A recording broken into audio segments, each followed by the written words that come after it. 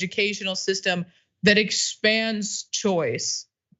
Following the board's vote on Monday, the American Civil Liberties Union and Americans United for Separation of Church and State said they are planning legal action to, quote, stop the unconstitutional plan of opening a non-secular public school, which honestly, with this Supreme Court, and this is the type of case that would get there, I wouldn't hold my breath, because this is a Supreme Court that said it was okay for a high school football coach to kneel down and lead the football team in prayer at the 50-yard line while hand in hand with a state legislator, and that was somehow a private act of prayer. Justice Alito, you absolute buffoon. So I mean, and it wouldn't even be the first time that the courts have allowed public taxpayer dollars to flow to religious institutions. When it comes to charter school programs, they couldn't stop parents from using the taxpayer money that's going to the vouchers that's allowing them to send their kids to a private institution if that private institution is a religious one. Parents are allowed to use vouchers to send their kids to religious schools, and the vouchers are funded by taxpayer dollars. But this is an egregious affront to the separation of church and state. And let's talk about what the Oklahoma Attorney General had to say, and actually was against the school. He tweeted this out. It's extremely disappointing that board members violated their oath in order to fund religious schools with our tax dollars. And doing so, these members have exposed themselves and the state to potential legal action that could be costly. And that is a good point, because now the school board, the state, is gonna have to defend itself in court against the onslaught of lawsuits that are gonna be brought against them by organizations that are well-funded, like the ACLU. But this is, a new breed of public charter school that's being opened. And according to the Washington Post, the fastest growing sector of right-wing charters combines both a classical, quote, virtuous curriculum with hyper-patriotism, exemplified by charter schools that adopt the Hillsdale 1776 curriculum, which is centered on Western civilization and designed to help students acquire a mature love for America. Jesus Christ. The Network for Public Education said it had identified 273 open charter schools that offer a classical curriculum and or have websites designed to attract white conservative families, with for-profit management corporations running 29% of them, a percentage nearly twice as high as the entire charter school sector. And I'll just quickly remind you of the history of the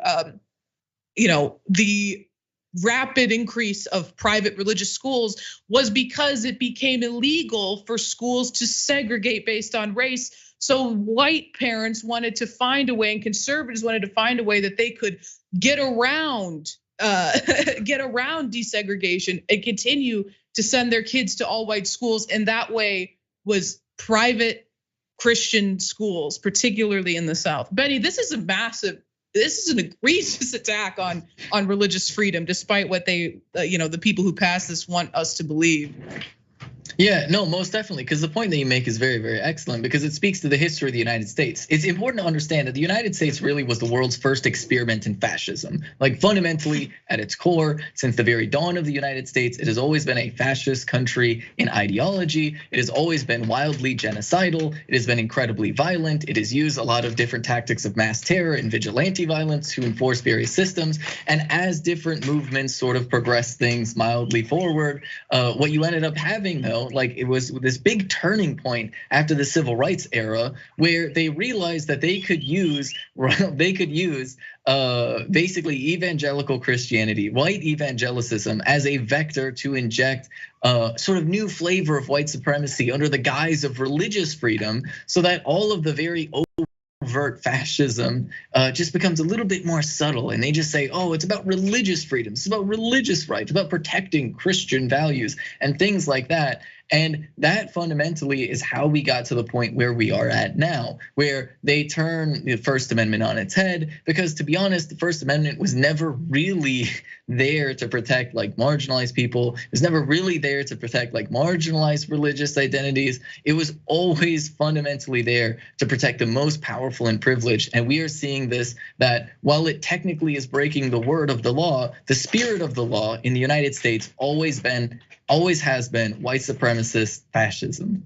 Yeah, exactly. And I think you touched on some important points there.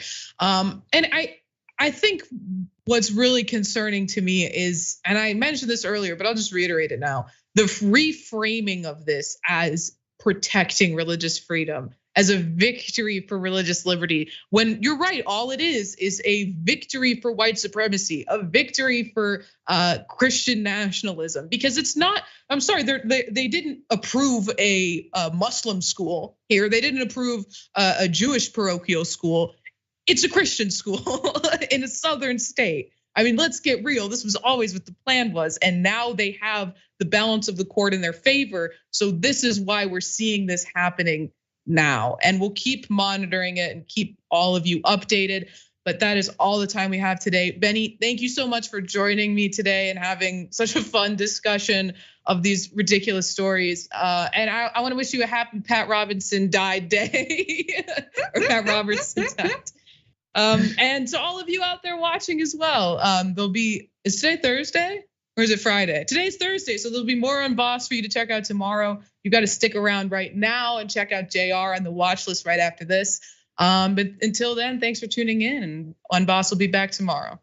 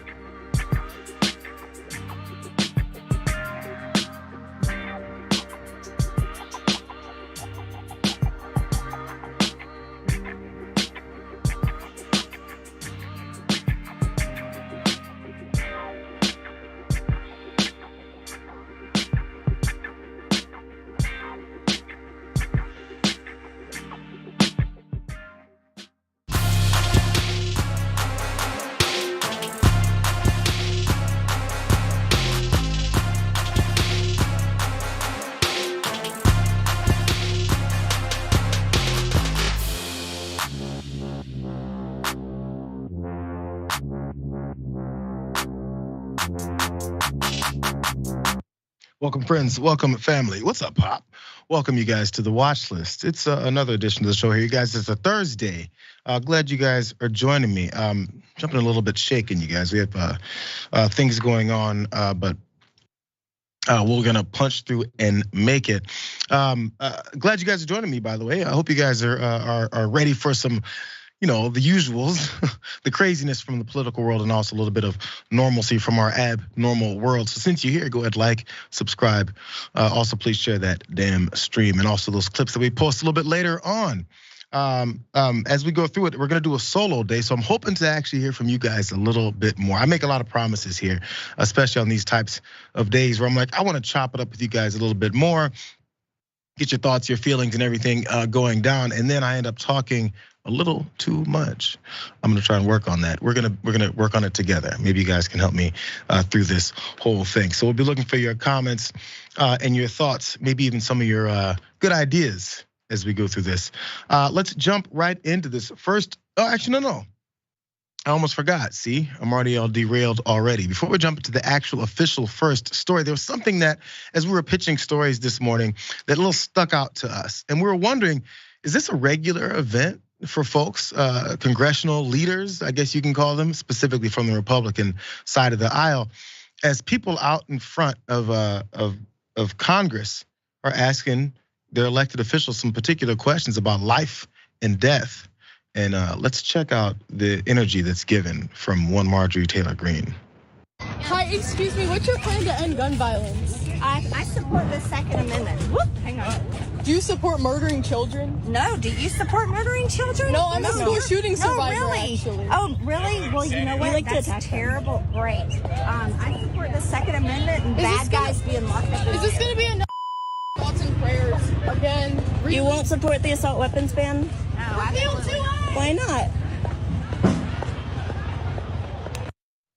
Several folks outside of Congress were concerned about the lack then still of any action on any of our gun legislation, specifically since people still keep getting shot up every day. And then there's specifically one point that woman asked, she says, I'm a gun violence survivor. Oh, that's too bad, tough break.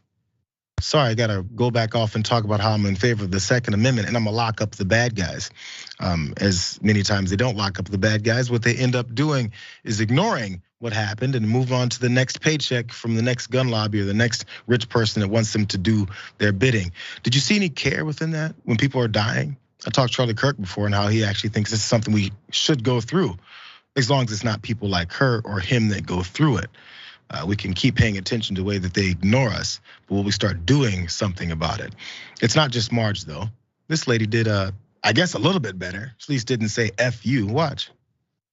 We'll be here, yeah. Hey, there's a lot of survivors over there if you wanna. Survivors of gun violence, if you want to talk to them. Yeah. Survivors from Uvalde, Parkland. You don't really care? It's all right. My son died for you to just go do that. I heard you're gonna be a grandmother. Gun violence, you're gonna be a grandmother, so she's got family. She may understand some of the severity. Yes, that was Lauren Boebert also walking by saying not a damn thing. Because of course, the assumption is that these folks are just out there to troll them, that they actually haven't had any traumatic events and experiences with gun violence, that they haven't lost family members, that they haven't experienced people dying around them. None of that matters to them. What matters to them is their own power and their own money that they can generate from these positions of power. It's just a little reminder. It's one of those things we don't talk about enough. We talk about it once it happens. We don't talk about it in the meantime. Because again, say tomorrow there's another mass shooting that happens to get some attention of national media, not just the multiple instances of 2 to 3 people getting shot. And then we'll come back again and they'll say it's too soon. So before that happens, it's too soon today. It's too soon yesterday. Because there was folks getting murdered yesterday and then today. Just want to point that out to the folks that forget who it is we're talking about and what is it they're doing. Now let's get to the main event of the stories today, because as we saw things going down, things keep changing amongst this Republican field of candidates for president. Many of them are a little afraid to hit Donald Trump. We've seen that happen, and there's one, Chris Christie, that at least said a few things. Ron DeSantis, maybe he's got a little bit of gumption, or at least in this instance, one of these super PACs or war room entities that is in favor of him, They released an ad, and they're hitting them some Trump. Let's go. You're fired. You're fired. You're fired. You're fired. You're fired. You're all fired. All four are fired. You're fired. You're fired. Today I walk in, I hear I'm going to fire him. I'm not firing him. I think he's a wonderful guy. Should you have fired Fauci? So a lot of people asked me that question, and I did it right. Because if you do fire him, you're going to have a firestorm on the left again. Why did you feel unable to fire Fauci? Personally, you're not allowed to. Every time he goes on television, there's always a bomb. But there's a bigger bomb if you fire him. Frankly, you can't win that one. If I would have done it, I would have taken heat. The Desantis war room. And by the way, the back end of that graphic there had a red alligator eating the logo, because if you're gonna vote for someone for president, it should be about a red alligator eating a logo. Side notes. Let's get to the main crux of this whole thing. Donald Trump found himself, I guess, in a bit of a weak spot when it comes to Dr. Fauci, of course. The head of at least the conversations about what happened with COVID-19. Ron DeSantis wants to point out how cozy and snuggly Donald Trump was with Ron DeSantis. I'm sorry, with Dr. Fauci. Before it was Ron DeSantis, now it's Dr. Fauci. How could they pass on these cuddly pictures of everything that went down? Here's the tweet actually from the DeSantis war room that nailed him down on this weakness. They pointed out Trump became a household name by firing countless people on television in parentheses. But when it came to Fauci, this is apparently what he did. But of course, a bunch of readers then pointed this out because this feature on Twitter allows them to point out that the 3 still shots showing Trump embracing Fauci are actually what? AI generated. I guess those cozy pictures are something that you have to come up with in order to make your point now when it comes to 2023 presidential politics, specifically from the Republican side. Let's dig into that a little bit though, because of these 6 images, 3 of them were fake as hell. See if you guys can figure it out. Maybe we should run a little bit of Jeopardy music. I mean, unless they sue us over that. But see if you can figure it out, you guys. What one particular article from The Verge then pointed out was it was the top left. See if you guys keep score at home if you were able to identify the AI generated fake ass images. Top left, bottom middle, and bottom right. I think the most snuggly versions of all those pictures are the ones that they faked. So these 3 show, by the way, when there's a reverse search of these on Google, there's no results on that. And the number of these tells also show this as well. I'm glad that this particular article pointed out. Let's look a little closer at that first one on the top left. This one has Trump snuggled up with one Dr. Fauci. His hair looks pretty similar, but there's a little bit of lack of detail to it. But then if you look at that presidential seal, that's really where this pointed out, where it really showed up as to how fake it could be. Look at the bottom right of this image. That usually says the White House. I'm not sure which language the AI generated computer thought it was gonna be, but they figured who cares? It's a bunch of idiots that are gonna be watching these ads anyway. Who knows? Who cares if we've seen these images before? We just wanna fool you into voting for us. Apparently no principles there at all. By the way, when asked about these images, if they were AI generated, Matt Walking, who's a spokesperson for the Never Back Down PAC, one that supports DeSantis, he declined to answer, and this is what he said instead. You'll have to ask the campaign. Sounds like yeah, it's fake and I can't say it out loud. So after the story is also published though, DeSantis's aide, Christina Pushaw, she's a part of the rapid response team for the Florida governor, and she tweeted out a screenshot that Trump shared. This is in response to them asking her, so are these images fake? You work for DeSantis and you're on the rapid response team. Can you rapidly respond as to how fake these images could be? And instead, she posted this tweet. I think this might be an AI generated image. Who knows? Well, I think that's one of those pretty obvious. I would call that more Photoshop than AI generated, but who knows? The one thing we definitely know is Ron DeSantis has never been out in the middle of a field somewhere in Montana riding a rhino. So it's pretty obvious that it was a joke. Now, if she responded and said, yeah, it's pretty obvious that all those 3 pictures of Dr. Fauci snuggled up with President Trump are fake and we were just having some fun and we put at the bottom fake AI generated images, then maybe she'd have a leg to stand on.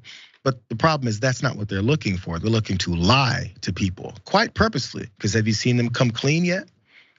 There's a reason why we also know this is because they did it to Joe Biden and also Kamala Harris. But this was, I believe, from the RNC. They did the same. Remember the beginning of this ad that they ran? We can now call the 2024 presidential race for Joe Biden. My fellow Americans. Who's in charge here? It feels like the train is coming off the track. The train that's definitely coming off the tracks is our propensity to lie. It's constant. It's gotten worse. Now it's image related, verbally and sound related.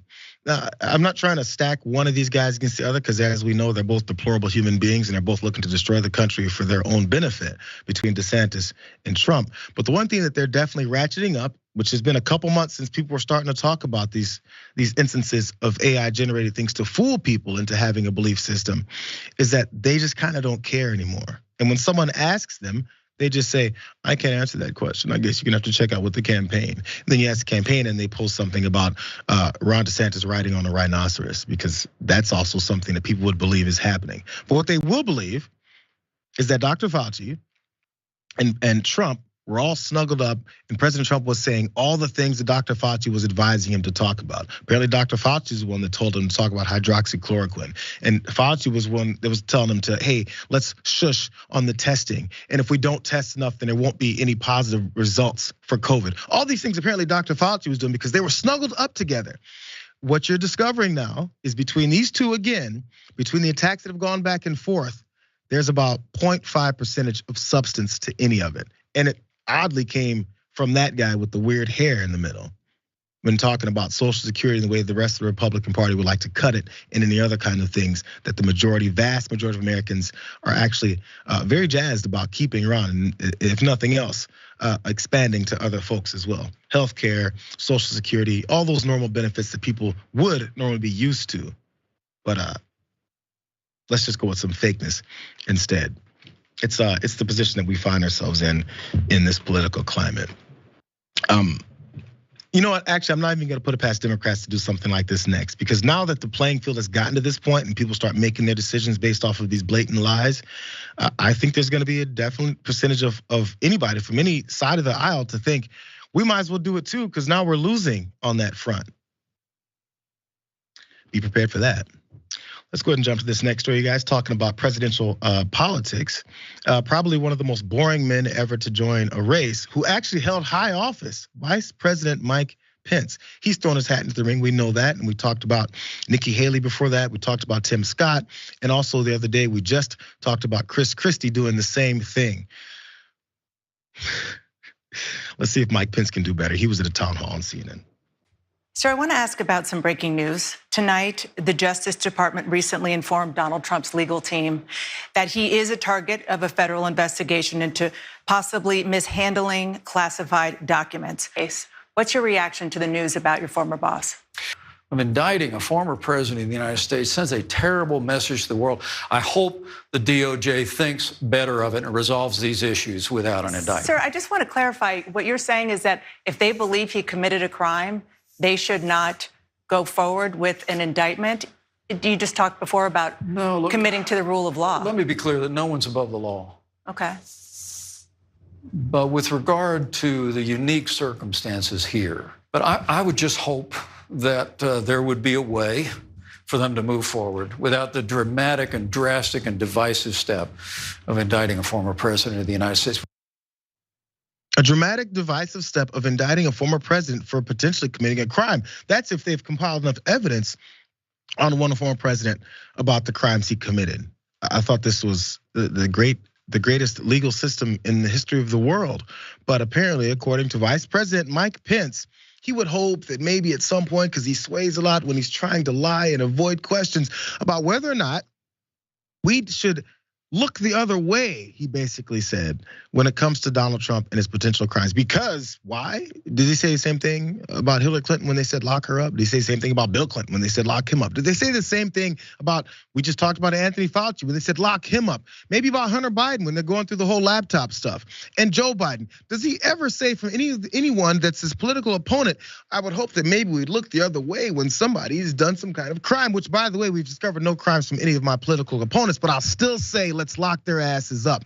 Now, when there's like multiple investigations into your president that you served under and didn't talk about any of these potential crimes he was pulling off, now it's I would hope people would look the other way when it comes to things like this. Yeah, we should actually continue to follow the rule of law, but let's not do it when it comes to rich and powerful people like me and the former president. Why would we do that? Do you know this is America? Do you know what we've always done here? We prosecuted the weakest, the least connected, and the poorest in our country first and foremost, and everyone else that's connected controls our legal system. Why would we change that now? It's worked out great for me. F you guys. That's someone that's running for president of the United States, and he says, here, vote for me, you regular people that I just gave a big middle finger to. Let's see if he can do any better, because Dana Bash actually asked him further about if Trump actually was indicted against Mike Pence's advice, would he actually pardon him? Watch. Sir, if Donald Trump is convicted of a crime and you're elected president, would you pardon him? Well, I don't want to speak about hypotheticals. I'm not sure I'm going to be elected president of the United States. But I believe we have a fighting chance. I really believe we do. And if you are? And I would hope, again, Dana, you're as persistent as ever. CNN is living up to its reputation. Did you guys hear an answer there about whether or not he would pardon Donald Trump? Or did you hear him say things like, well, Dan, you're pretty persistent by asking me a question that I've refused to answer. How could you? It's like I'm sitting here with someone who's supposed to be asking me questions while I answer them for an audience of people that I'm begging for a vote from. And also, he's not sure if he'll be elected. I think you just minimized that possibility a little bit more with these lying answers, or I guess evasive answers. And also, he doesn't want to speak at all about hypotheticals when it comes to this particular situation. Those hypotheticals are getting more and more clear. As a matter of fact, Chris Christie had to answer about it too. And again, like I said, he seems to be coming with a bulldozer, trying to be more truthful.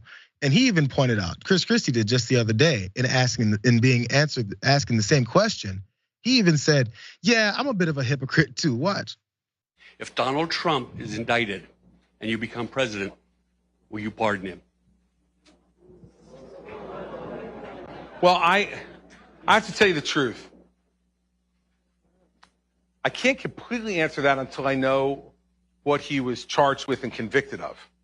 Okay, so, but I'm not going to dodge the answer, okay? But I will tell you as a prosecutor, if I believe someone has gotten a full and fair trial in front of a jury of their peers, and especially someone in public life who committed those crimes when they held a public trust, I can't imagine pardoning them. Man, profiles encouraged from these guys. Again, Mike Pence is looking for the nomination for president, and he doesn't want to answer these simple questions because they're still afraid of Donald Trump. I think they're just hoping maybe the Department of Justice and some kind of prosecutor will catch up to him before they have to cower to Trump again. There's more going on in this horrific town hall that didn't make Pence look very good. Dana Bash also asked him about his position about filibusters and how he's going to tackle gun violence. Gun violence. I mean, we started the whole show talking about Marge and Lauren Boebert and their evasive nature towards gun violence and what they're going to do. Mike Pence has an answer, and he's very excited to tell you what. I'm gonna quickly go back to something you said about expediting the processing of people who engage in mass shootings. A lot of people who are mass shooters, they go in with the intention to die. So how would the threat of execution be a deterrent? Well, I follow these stories just as closely as you do. And of course, our years in the White House, we saw one tragedy after another.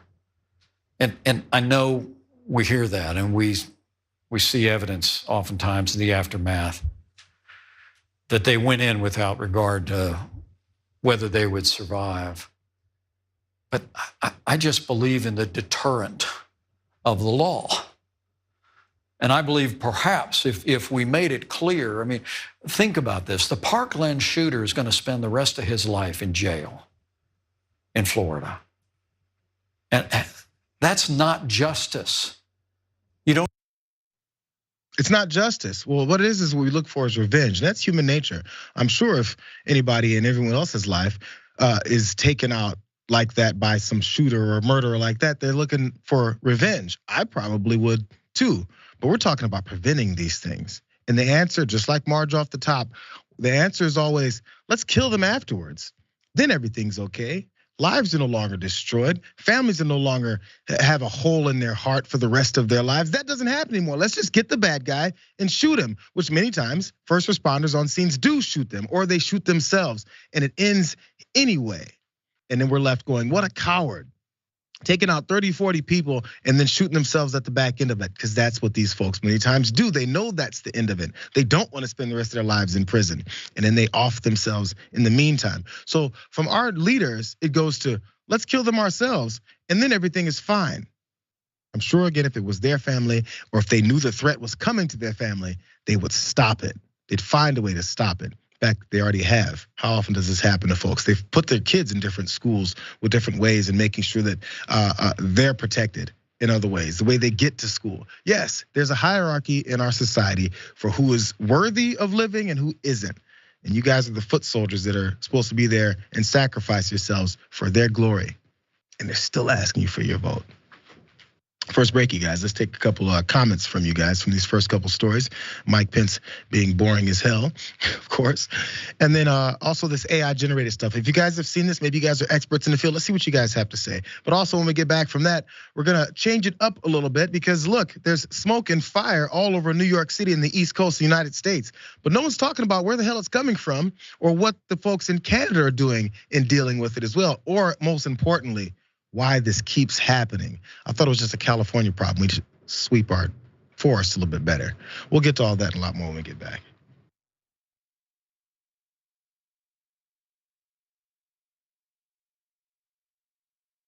Welcome to Indisputable. I'm your host, Dr. Rashad Richard. We got a lot happening today. But what do we do on this show? We tell the truth. You know why we tell the truth? Because the truth is simply indisputable. Rashad, great to be here. Congratulations on the new show. And I gotta let everybody know that Rashad and I go way back. Here's the pattern that we see in all of these Karen stories. They think they own stuff they do not own. Now, where does that come from? I don't know, maybe slavery. Maybe they think they should still own black people. This is what happens when Karens weaponize the police. When you're used to privilege, equality seems like oppression. It hits you in a certain way when someone is holding you against your will, treating you like you're a criminal and you're an innocent person. This is something that black people face no matter where they are. A stronger black economy lends itself to a stronger, greater economy. Don't think it's exclusive of you, it's inclusive of you. What's your beef with critical race theory? It adds more fuel to the fire of the racist tendencies that we already have. We have a generation of problem solvers that can remedy the problem if they are properly taught what the problem is. You know who created redlining in this country? It was a white liberal. I don't give a damn who created it. If it's a racist policy, Shelley, here's what I don't know. I don't know. See, there you go filibustering, brother. You're scared of this truth, but you're gonna get it though.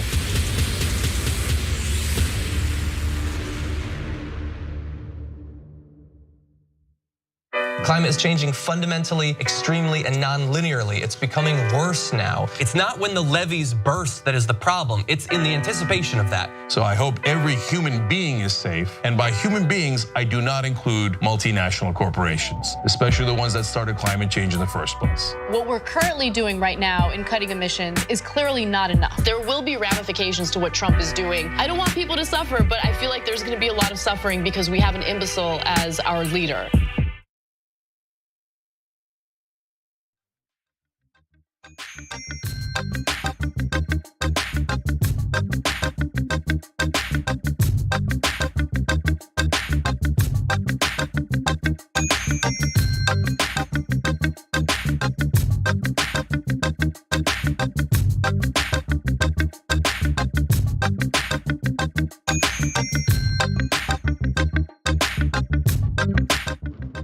What's up, everybody? How you doing?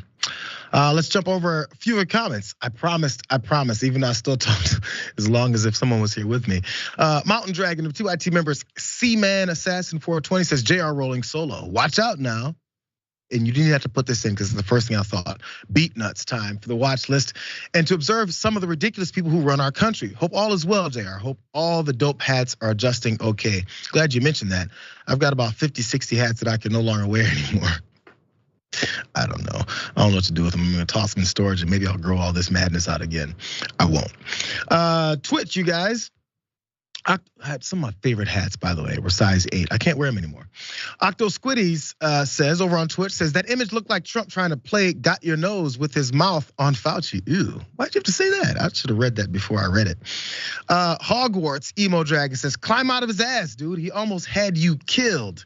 I really do wonder how badly all of his foot soldiers on January 6th would have jumped on the folks that Trump was directing his anger and energy towards, one being Mike Pence, because they still hate his ass.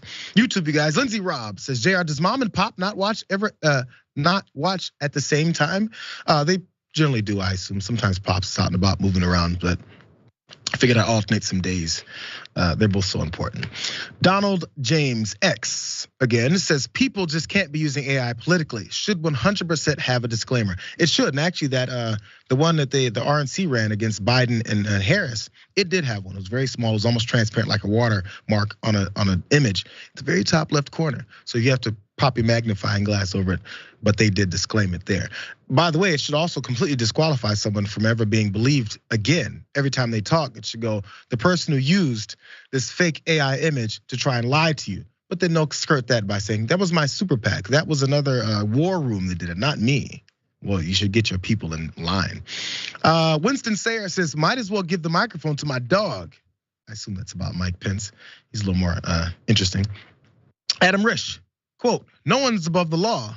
Well, except for him, the guy whose followers wanted to hang me 100%, still continually. And I have to agree with Daniel Roman here, or at least I'm gonna try, because I'm wearing all this red. JR's on fire. Let's see if I can pull that off. I think I'm only slightly getting warmed up. And in this horrible case here, there's fire going down in Canada. Let's watch. The orange smog here in New York City. Have you heard about it? Many cities on the East Coast primarily have this big blanket of orange smog right over the top of it. Our woke friends to the north in Canada, their forest fires got out of hand, and well, this is what we're dealing with. It's complicating some people's lives, but it's manageable. I'll tell you, it actually smells like wood smoke. It's not an unpleasant odor, to be honest. It's kind of weird when it seeps into the building, but outdoors, I can deal with it. Folks with respiratory issues, though, that's a real thing, a real complication. The White House is trying to exploit this, saying it's all because of global warming and the normal talking points that go with that. I don't think that's the case. I think it's a forest fire. This actually has happened a couple of times before in history, and for the time being, we can live with it, but it is pretty, it actually is pretty. It's a beautiful, interesting aura the city has right now. Greg Kelly over there on Newsmax apparently loves him some orange skies covered in smog and smoke and fire coming sweeping down from Canada. And it's beautiful, it's pretty. No, you guys didn't hear any of that wrong. It smells like wood burning. I have a solution. It's because wood is burning crazily and everywhere and raging down into New York. Air quality is low, but he likes to go outside and take in some deep breaths of air. The way that they try and flip the most disastrous things and expect people to believe it is outrageous. And I wonder if people still are. I can't imagine that you might be. But still, Greg Kelly will make you think that. I want to point out one other small thing, because the theme of this whole thing is how he was talking about how the White House wants to blame this on climate change. This comes 10 seconds after he said, our woke friends to the north in Canada are dealing with wildfires.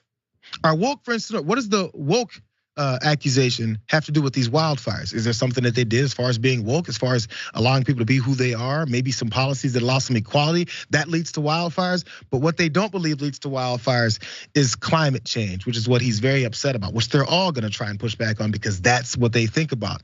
Politically motivated arguments. Matter of fact, this one Twitter account did point out, in case you guys were wondering, that's real, and it looks just like Blade Runner 2049. Here's that tweet and the comparisons. You think it's the same damn thing. As a matter of fact, that real image on the top of New York is actually darker than what they portrayed in Blade Runner. But anytime we see all of our fiction and science fiction is coming to life, ignore it, move on, and say that go outside, take a nice deep breath of smog and smoke-filled air, and say you're doing better because of it. It's almost like they tell people to run around and contract COVID because it's not real either. It's the same thought process. We keep seeing it. Brian Kilmeade over on Fox News, he had issues with the climate change argument as well. This is what he said. Every time it's real hot, climate change. Every time it's real cold, climate change. When it rains a lot, it's because of climate change. And you guessed it, Canada with burning forests, 400 separate fires, is because of climate change. AOC said it. Of course, climate change czar John Kerry said it. And for some reason, the argument can be from folks to say things disparagingly with the tone, and then suddenly it doesn't make any sense. 1 second they say climate change, then they say climate change, then they say climate change without looking at any facts or dispelling the scientific evidence behind what's happening with all this. I looked at a little bit of scientific evidence behind it from experts that actually study this, that don't sit into a studio and lie to you every day. Dominion voting systems. This is what some folks said of why Canada is burning right now. This isn't a graph, you guys, I looked this up. The fire season is also lasting longer now because of climate change. I didn't see President Biden saying that, I'm seeing experts say that. Spring is coming weeks earlier and fall is coming weeks later. No, it's not about just one day of temperatures, it's about an expanded long-term change that's happened with our climate. Still, there's more time for those fires and grasslands to actually burn. The jet stream, which also creates weather and moves it from east to west, also contributes to the fires. It's getting weaker, is what these experts also said, because its strength depends on the temperature differences between the Arctic and the South. And as those lessen, then the jet stream lessens as well. I don't know this stuff. I'm not a meteorologist. I'm not a study of climate science. I read people who know what they're talking about and what it is that's happening in our world. So maybe, outside chance, we don't have to listen to Greg Kelly tell everyone to go outside and take in nice deep breaths of smoke, because that's the alternative thought process with this. There's tons of information about how this happens, why it's happened for so long, and the temperature changes that can be from just 1 degree and how it changes to 12%, 13% change, and how much we'll see disasters like this.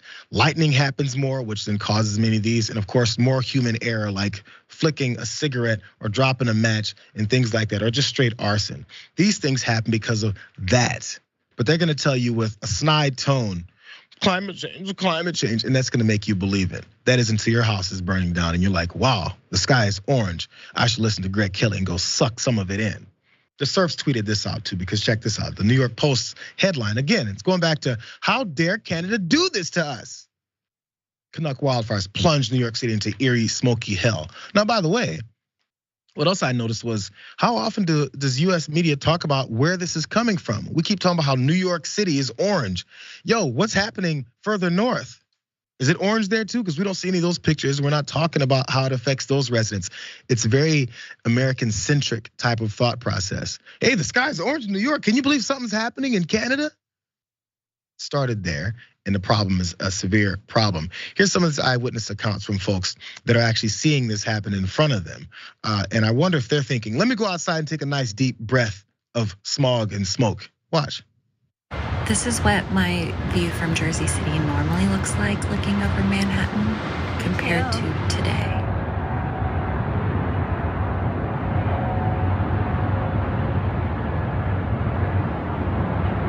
The hallway smells like nothing but smoke, so I had to put this towel down.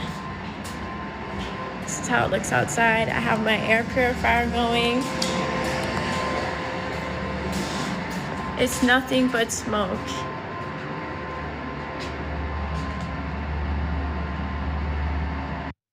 The only thing left, you guys, I think we should look back into some of the things as recent as 3 to 4 years ago, where they're making fun of AOC and anyone else that's talking about our climate change issues and how we should do something about it.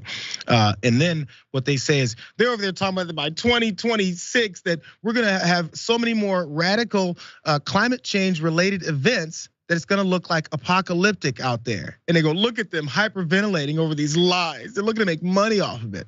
And then we see videos like this. And as we see those apocalyptic looking events that people said would happen, they go, it's beautiful, it smells great. Let's go outside and take a nice deep breath. You see how those arguments change? Are they now saying these are not apocalyptic views anymore? They stopped saying that part. Instead, they said, go in and take it all in. That's the process. That's how they get you to continue to be fooled. And then they go, why are all these people dying from these respiratory issues? Can't figure it out. Next story, you guys. It's a bit of good news. Actually, you know what? Usually I would save good news for the back end, but this is one of those things, and one of those, a couple of characters that I've followed a lot. And I'm glad something good is coming of this partnership. Lamar Odom, former basketball NBA player, and Bam Margera of Jackass fame. How did they end up coming together? Let's watch this. I gotta ask a question, man. What's up, bro? You know, one of our beloved celebs, Bam Margera, is going through a lot of stuff right now. Yeah. He just turned himself in and to the police. For some situations, some family and drug-related stuff. And I wondered, like, if you had any advice for him. Does he have God in his life? You know what? I don't know the answer to that. You know, I don't. But a relationship with Jesus Christ will help. But if his problem is alcohol and drugs, I would want to reach out my hand to him and give him a bread in my facility at Odom Wellness Center. Yeah, I've been through it. And I gotta know, man. Like, do you think, you know, when people see this Bam saga, it's like it's been going on for a long time, man. Yeah, if he wants to help, then it's here for him. I'm reaching out my arms to him. Lamar Odom, their former NBA player, is offered some help to Bam Margera, stuntman and Jackass staff member, I suppose, because Bam is going through some things, as Lamar Odom famously has gone through himself. And he offered him some help because he's got a few rehab facilities. More good work from Lamar Odom. Let's see what Bam Margera had to say, because he's been going through a lot and he's been rejecting this from people that have been looking to help him out. Let's watch the response. You motherfuckers don't understand the turmoil I've been through. I've never ran for my life through pricker bushes, 8 miles through a barbed wire fence, 8 foot tall times 5. I'm a professional at it. I'm very stealth. I knew how to hide. And I knew that if I would have got caught that day, my mom, dad, brother, aunt would have Baker acted me again. I'd be in the mental hospital. But no, I got Donald Trump's impeachment lawyer, rock and roll, to sort me out. Everything's good to go. And the only family I have now is the Dern brothers, the whole Dern family, Naveed the shaman, and Lamar Odom. I just heard your message. Yes, I do want your help. Yo, listen, the way that he's responded to some folks that want to help him, specifically family members that are closest to him, they've probably said and done things in certain ways that angered him or made him feel like he's being attacked. We've seen these types of things. Anybody who watches, shows like Intervention from back in the day, it's a standard approach.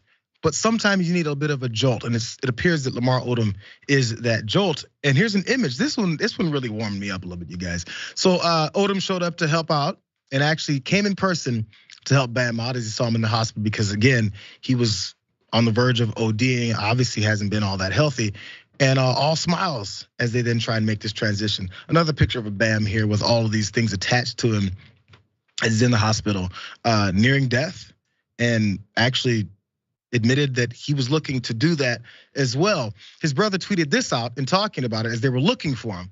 And again, Odom was the one to track him down. Jess Margera tweeted before, if anyone in the LA area knows of Bam's current whereabouts or hotel he might be at, please call the LAPD immediately.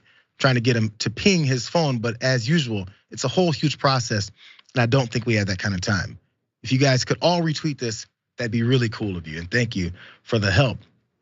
Family's concerned, and sometimes that doesn't always work out, but he was eventually found, as you can now see, and has been taken through that. But this is the process that it then went through, which also I think had him a little upset. Margera on Sunday was located by authorities at Trejo's Tacos in LA and taken for a 5150 psychiatric hold after he took to social media. This was the big problem here, threatening to end his life if he could not reunite with his son, because obviously he's probably been detached from him since all this is going down.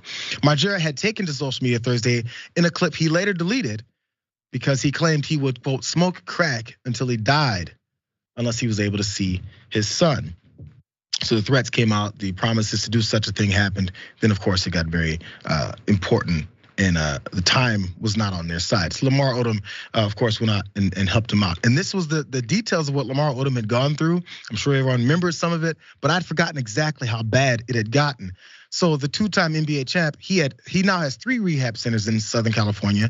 So 2 in Southern California. I believe one is in like Kansas somewhere, something like that. And now he's on a mission to help others. And in 2015, he overdosed at a Nevada brothel and suffered kidney failure, heart attacks, several strokes.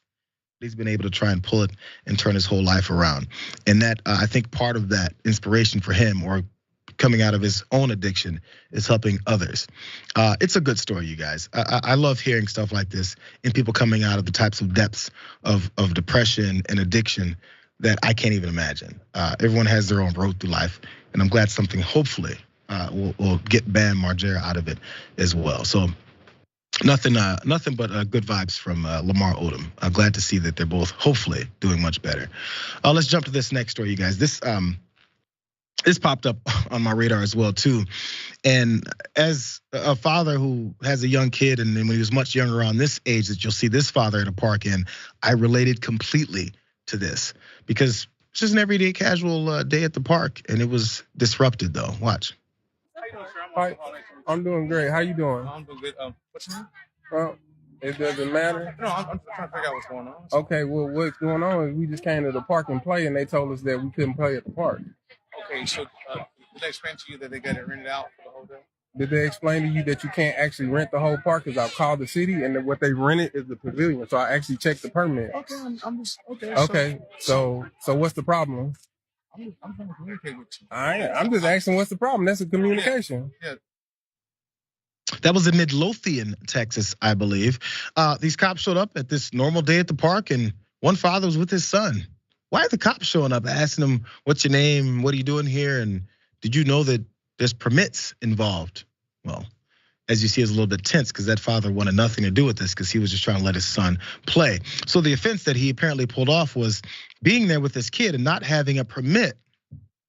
I've never gotten a permit to go to the park with my kid, but the problem is there was a group there that wanted him to leave, and they called the cops on him instead. Let's see how these teachers at this it was a fifth grade day trip at the park, and they thought something was wrong with him being there with his kid because apparently it's only for them. Let's see how they try and figure out how to make this argument somehow make sense. Watch this. I understand that you want to bring your son to the park, but I already talked to the city. I understand that, but y'all, I don't know what school this is. You know her, she being super racist against my son, and they gonna send a black lady to come talk to me. No, so I'm a teacher. We're talking because I've already called the city, and we come to the park every day, so you can actually look on Midlothian Park, and we can see. So hey, I'm putting it. Okay, you can say whatever you want. Hey, get off me! Don't touch me, woman. Don't touch me. She can. I don't care. But she can't. I ain't videoing the kids. I'm. She wasn't. She can't touch you. You can call. Who? Come on, call. Yes, sir. Okay. You're absolutely correct. All right, come on. She can call. Okay. All right, come on. We just don't need to escalate. Come on. Hey, well, I guess it's escalated. It's fine. It is now escalated. As you saw the black lady there trying to talk to him. I think she saw that there was a bit of mistake going on now that she's actually speaking to him, but it doesn't matter. The other folks were already on the phone with the cops saying a bunch of craziness. But by the way, again, this teacher group rented out the pavilion area at this park. This father showed up and they said, "You got to leave the whole damn park." I'm not sure whichever park they've ever been to, but that doesn't really make much sense. A little bit more here, because while that teacher, or at least the last one that was talking to him, might have realized the mistake had been made, the others were still on the phone, and they were definitely looking for cops to come track him down. Watch. Let me get. I'm getting bullied by this. How old are you, sir? I'm on the phone with 911. How old are you? Call 911. That's fine with me. Call them. Call them, man. Hey, as soon as they get here, we'll call right to City Park, and you can see that what y'all rented. Come on over. African American man in a black tank top with she said don't speak to him. Okay. And an Herbalife 24 shirt, gray shorts, Crocs. She has a 2-year-old with him. Oh, she know the age of my son. Wow. All the assumptions in mine. No, I didn't tell you his age. Because he's not seen. Come on over here, Officer Hall. Come on. Matter of fact, I think Officer Hall was over here earlier. Come on. Earlier this week. Yes, sir. Okay. Oh, wow. Look at the aggression. I'm glad we got this. So she's beginning to get worried. We've seen these types of scenes before. So make sure the cops come over. Again, he's sitting there with his son, young son. He flashed for a second in the camera. And their issue was that he was filming. That's after they approached him and said, "Get the hell out of here. What are you doing here with a kid at the park where there's a playground?" Seems like the most normal thing in the world, which is why folks like him get surprised when they see someone roll up and say, "You don't get to be here." And when they say you don't get to be here, they wonder, why is it you think I don't get to be here? But then you do. but apparently he's the aggressive and angry one. As a matter of fact, the cops came up and relayed that message to him. This is what continued with the cops' interaction. So the reason why I'm talking to you is because this is you being aggressive. How am I being aggressive when this lady come up and bump me? I got it on camera. She come up and bump me. The other then they send a black lady over here to try to act like I'm just being hostile when I said I've called the city for the permit. They were like, "Where you gotta go? I gotta protect my." Then the other lady told me, "I gotta protect my kids." For what? We come out here every single day, and then my son is the only one that's crying and sad, but I'm being the aggressor. So I don't understand that. Then I got 2 police officers over here sitting, and they looking at me like I'm finna attack a kid. We don't have an issue with you, man. So they're just a little concerned because they. Man, that's crazy. Y'all, the bad experience y'all giving me over these teachers that are acting like Karens, like I came out here and harassed. If you just won't interfere with anything they're doing, and we didn't have no intentions. They came bothering us. Once the police finally realized where the aggressive side of this was coming from, which was get the hell out of here because you don't belong here, the assumption was that they had the whole park. So it started as a misunderstanding. Fine. Teachers misunderstood that they thought they had the entire park to themselves for whatever permit they had for a pavilion and a picnic table. And once they then see someone sitting there, the blinders go up and make you think, well, this guy can't possibly have any rights here because I think I do. Instead of going, let me think about this for a second. He's just here with his kids. He said previous to that, in other parts of this video, other classes have shown up all week because they've been doing these types of trips from other schools as well. And he said he never had an issue. Other teachers, other students, and other groups came and they saw this really weird thing at a park. They saw a father with his son. And then they went, oh, that's pretty normal. It wasn't a 45-year-old guy sitting there at the playground with no child with him, rocking back and forth and watching. It was a father with his son. Now, yes, I would be freaked out. There's some guy sitting at the park waiting and looking at children. That's a problem. Let's talk about that. This guy has a kid on his lap. He said he comes there every day. Has been doing it since the kid was just starting to walk. I had similar experiences with my kid. There's normal routines you go with your kid. Now think about however old that kid is, 3 years old or so. And how comfortable he's gonna feel next time he shows up at that park now that he's seen this many cops show up and talk to his dad like this. In fact, here's the video of his dad showing how many cops eventually accumulated on this area. Again, over a permit that they were wrong about. Last video. You're fine, sir. We just want to make sure everything's good to go. That's why we're here. Now look at this. I want y'all to see all this because me and my son wanted to go to the park. All of this. No, I did not take a video. I put my camera out over there. We can't make him delete a video. It's free to record. However, I would just say don't video any kids. Man, I don't come out here to video my kid. I come out here to let my kid play. Yeah, I mean, it'd just be curious to record. Yeah, no, I don't have no intention of videoing none of the kids. It's okay, son. You live right around? No, it don't matter where I live. I come to the park every day. It doesn't matter. Look at all this. Look, more cops, y'all. More and more cops. This is what happened for trying to go to the park. So I just wanted to let it be known. Just let it be known. It's something you'll always see. And until the rest of society decides to stop being knee-jerk and freak out and call someone aggressive, by the way, which they called him as well, aggressive and violent. I don't know if they said violent, but aggressive was definitely there with his kid. What do you think the type of response the cops might have when they show up? Does anyone pay attention to these stories when we see this all the time? If they do, apparently they think they're detached from it. One quick comment from Damian Walker on this particular topic. He says, it never stops being shocking. However many times I see it. What was his offense? Being, quote, too urban in a residential zone? Possession of melanin with intent to supply? I mean, again, I'm sure people can dispel the race factor in this because there was a black woman there as well. Let's asking him to leave.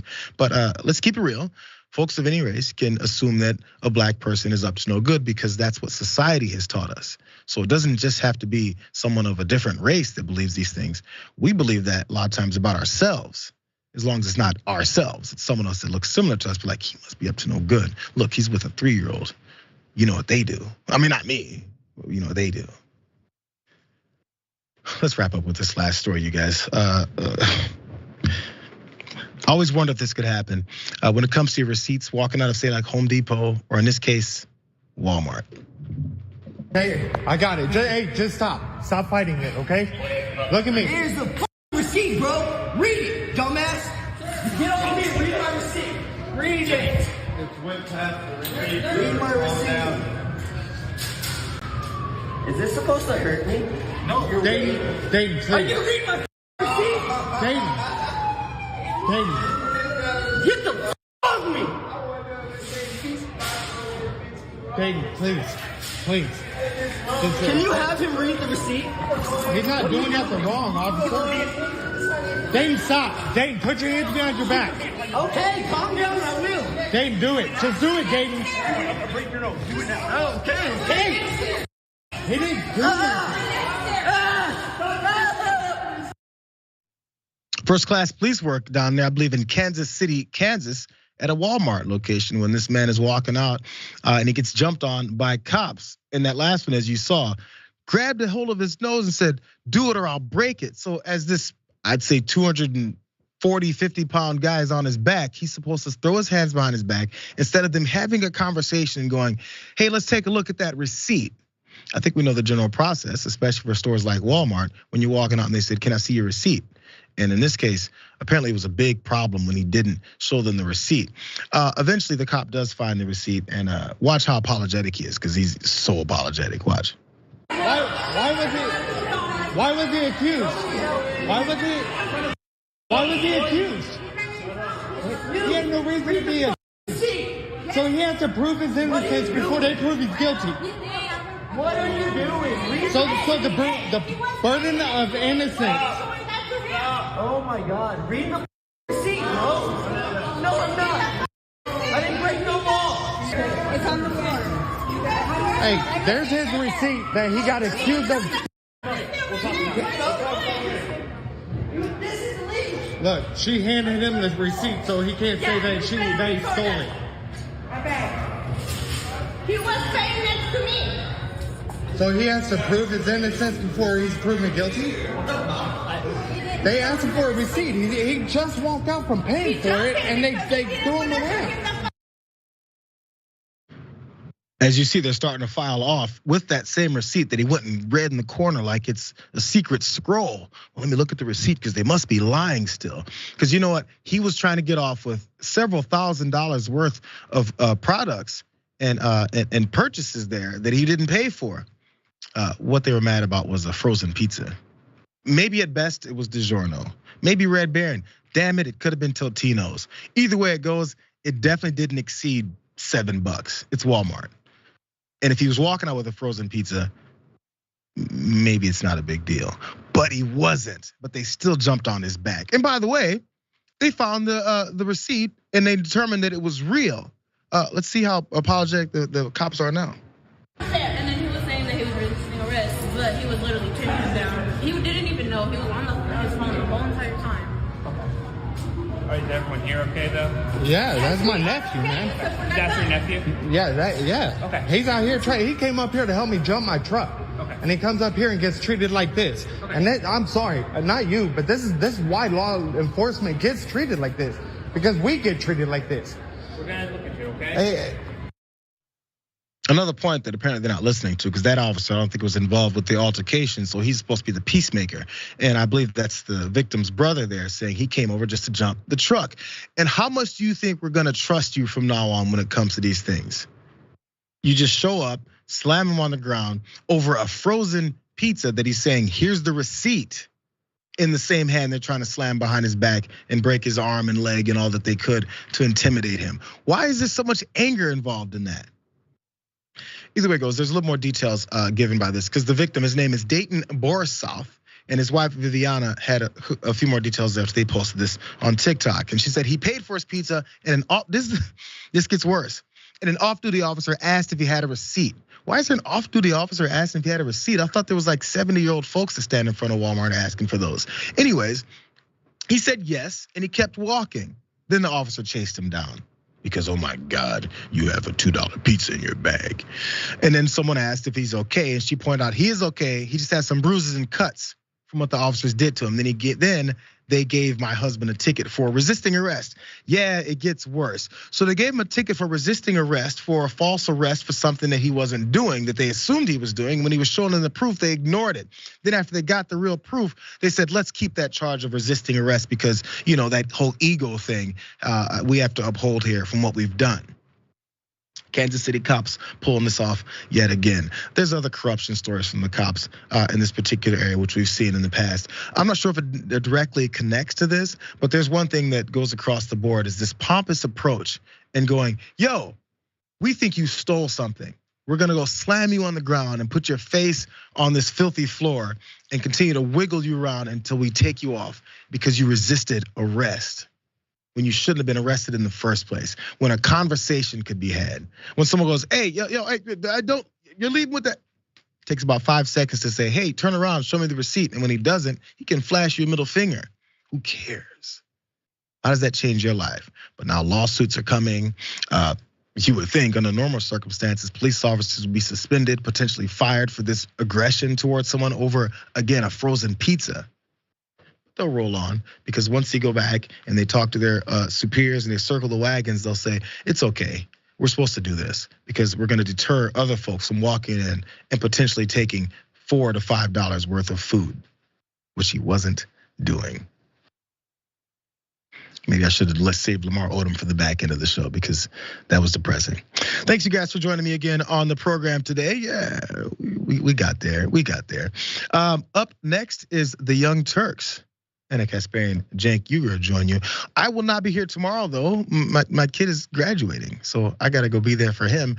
We do have Rayvana filling in for me, so please enjoy that. Should be a fabulous show tomorrow. I'll see you guys back on the back end on Monday. Enjoy your weekend. We'll see you.